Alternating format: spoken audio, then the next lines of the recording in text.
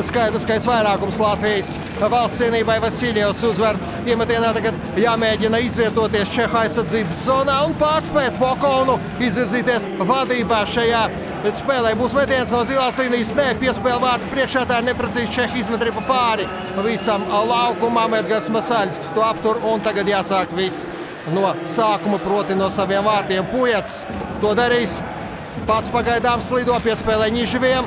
Ņiževīs ieslido Čehu aizsardzības zonā. Kādam jānāk palīgā. Nāk uzreiz divi palīgi un kļūdamies uz savās zilās līnijas. Čehi iziet divatā pret vienu mūsu aizsargu un Rolīneks gulst vārtus. Jānis Sprukts pret Klepišu iemetienā.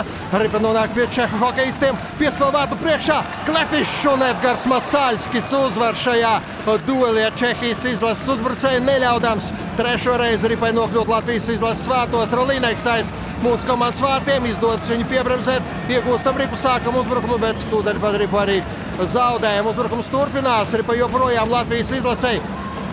Daugaviņš piespēle Spruktam vārtus. Stabiņš glāb Čehija no vārtu zaudējuma pēc Jāņa Sprukta metiena. Ripa paliek Latvijas izlasei. Kulda raida to aiz Čehijas komandas vārtiem. Tai pakaļ dodas mūsu uzbrucēji Kaspars Saulietis. Iegūst Ripu pieapmēls Sergejs Pečurā. 1-2 Sergejam Pečuram pirmie vārti Latvijas izlases sastāvā. Jā, Vokons tomēr mazlietiņ pieskārās Ripai.